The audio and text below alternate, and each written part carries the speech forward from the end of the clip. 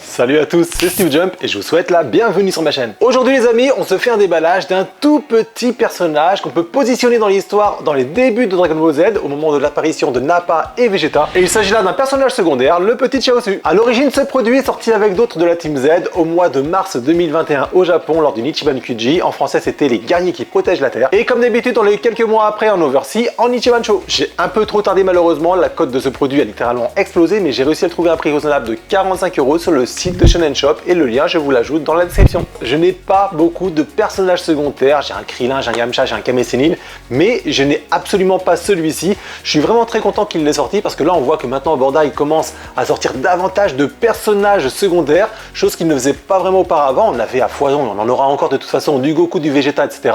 Mais là, un petit Chaozu, ça fait vraiment plaisir. Bref, on va maintenant se retrouver directement sous la caméra pour se faire le petit, mais alors vraiment tout petit déballage du jour. Comme d'habitude, n'hésitez pas avec les petits pouces bleus en l'air, les abonnements et les commentaires. À présent, let's go!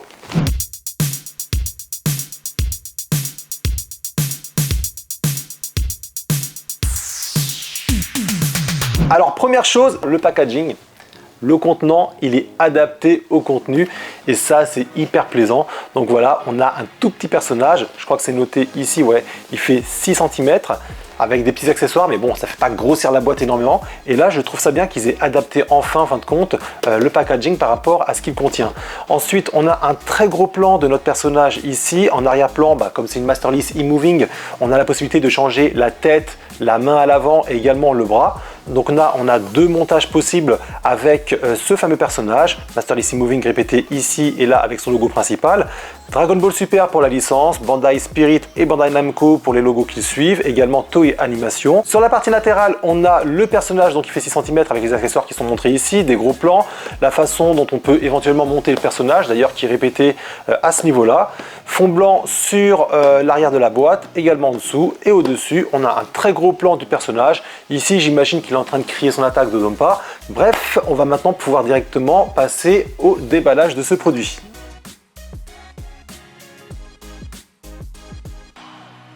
Alors, le nombre d'accessoires, on est sur donc 1, 2, 3, 4, 5, 6, 7, 8 et 9 petits accessoires qui permettent de composer la figurine, dont bien sûr le socle ici qui est en 2 pièces. Est-ce que je vais arriver à retirer ça sans me blesser? Alors, retirer du plastique, déjà, une première chose que j'apprécie énormément, c'est le socle. Il est discret, transparent, c'est imperfect. Également au niveau de la tige, donc voilà, au niveau par exemple de la G-Cross Materia de Son Goku qui est sorti, on voit qu'il y a un gros socle noir qui est assez apparent. Pareil pour la G-Cross Materia par exemple de Freezer. Et voilà, je trouve ça pas forcément très esthétique et ça, je trouve ça nickel. Ensuite, au niveau du personnage lui-même, voilà, on a un côté un peu boudiné qui ressort. Moi, j'aime beaucoup, donc on va mettre les visages qui ont été donnés. Donc on a bien sûr 2 visages pas vraiment expressifs parce que le seul côté expressif qu'on va avoir, c'est uniquement au niveau de la bouche. Donc d'un côté, on a une bouche, on va dire un petit peu souriante, et de l'autre côté, la fameuse bouche qui lui permet de crier son attaque. Donc moi, c'est celle-ci certainement que je mettrai à la fin, mais dans un premier temps, je vais mettre celle-ci. Hop. Et on va voir ensemble si il y a des grosses jointures apparentes. Et putain, c'est bien géré, hein. Ça se voit pratiquement pas, c'est nickel. Ensuite, au niveau du bras, je vais certainement mettre celui-ci d'abord.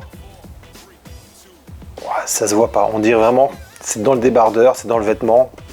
Franchement, c'est pas mal du tout. De l'autre côté, on a la possibilité de mettre voilà, la main comme ça. Putain, ils l'ont super bien géré, hein. Ah, je suis vraiment très surpris.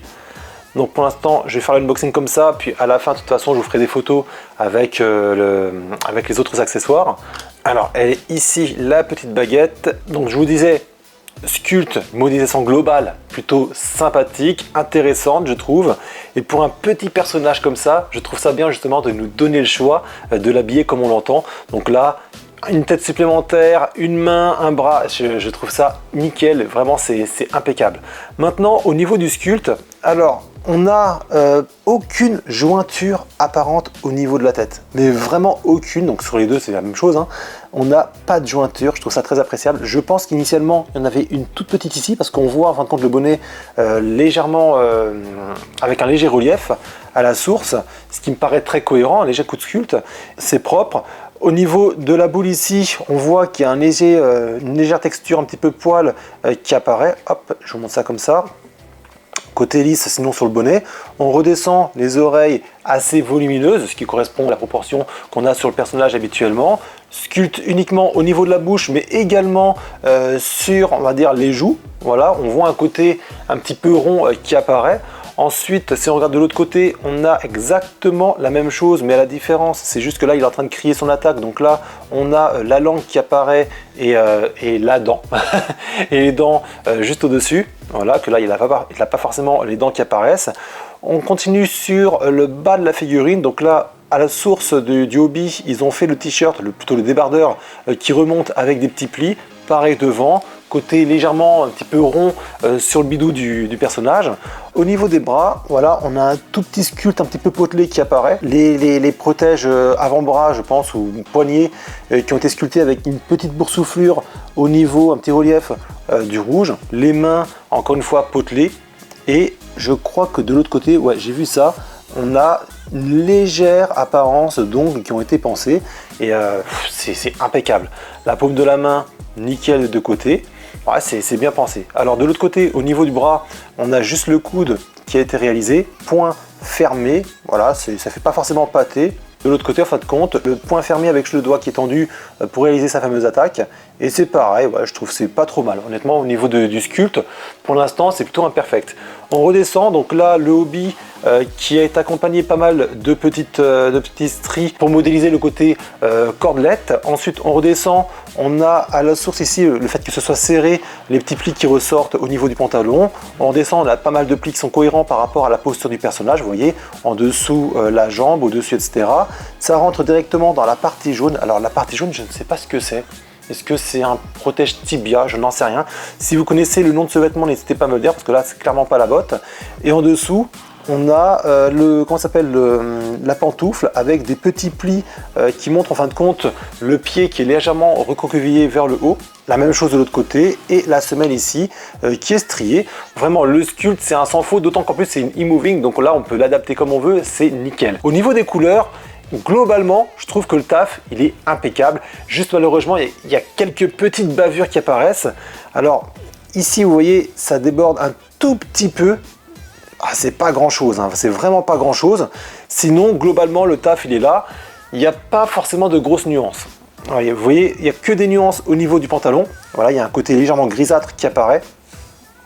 Mais sinon, on a un côté gris mat sur la semelle, sans plus. Bon, en même temps, il n'y a pas grand chose à faire dessus.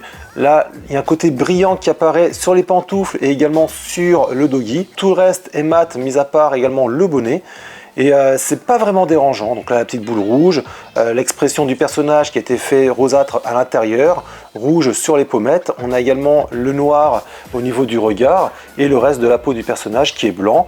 Bleu ciel sur le débardeur. Il n'y a pas vraiment beaucoup de nuances, mais c'est suffisant. Il n'y a que des nuances en fin de compte au niveau du doggy, mais c'est assez appréciable comme ça. Pour vous montrer maintenant ce que ça donne avec les autres accessoires, hop. Comment ça se monte? C'est comme ça. Ça se change hyper simplement, hein. C'est super cool. Hop. Et puis la tête, tant qu'à faire. Voilà, en 2-2 c'est fait. Il y a une toute petite jointure qui apparaît. Bref, et encore, en fonction de comment je mets le bras, je pense que ça passe. Donc c'est cool. Honnêtement, c'est super cool. Ensuite, la petite tige. Hop. Ah, ça s'enclenche bien. Franchement, il n'y a rien à redire. Ici. Ouais, il n'y a pas forcément beaucoup à forcer. Et là, on a le petit Chaozu qui est en train de crier son attaque. C'est un sans faute, hein. Vraiment impeccable. Le petit Chaozu mesure 7,5 cm de hauteur, 17 cm lorsqu'on ajoute le socle. Et concernant sa profondeur et sa largeur, moi je me suis basé sur le socle, donc on peut dire qu'il fait 8 cm de diamètre. Je suis dégoûté, le pop-pop-pop s'est pas enregistré avec l'audio. Ah, la haine. Et du coup, bah pop-pop-pop, on débrief. Alors, qu'est-ce que je vous disais? Ouais, en gros, est-ce que je vous le recommande? Bah forcément, ça va être un très gros oui. Le personnage secondaire, il est plutôt pas mal fait. Les couleurs, moi j'aime bien, même s'il n'y a pas des masses de teintes, c'est acceptable. E-moving, donc on a pas mal de petits accessoires, franchement c'est propre. Le fait qu'il soit en lévitation, ça me rappelle un petit peu la façon dont on l'a retrouvé dans Dragon Ball, et puis surtout la plupart du temps comment est-ce qu'il est. Moi j'aime bien. Cet unboxing arrive à son terme, alors comme d'habitude vous pouvez me laisser un petit avis dans l'espace qui est dédié juste en dessous de la vidéo pour me dire ce que vous avez pensé de ce personnage, mais également de l'unboxing. Si vous avez apprécié cette vidéo, n'hésitez pas à me le faire savoir en me lâchant un petit pouce bleu. En plus, celui-ci m'aidera grandement dans mon référencement. Vous pouvez également vous abonner pour retrouver plus facilement mes vidéos et activer la petite clochette, comme ça vous serez mis au courant lorsque je posterai un nouveau contenu. Concernant mon fil d'actualité, je poste tout sur Twitter, Facebook et Instagram, et les 3 liens, je les ajoute également dans la description juste en dessous. C'était ma toute dernière vidéo pour 2021. J'espère que celle-ci vous aura convenu et je vous dis à l'année prochaine pour de nouveaux déballages. C'était Steve Jump et ciao!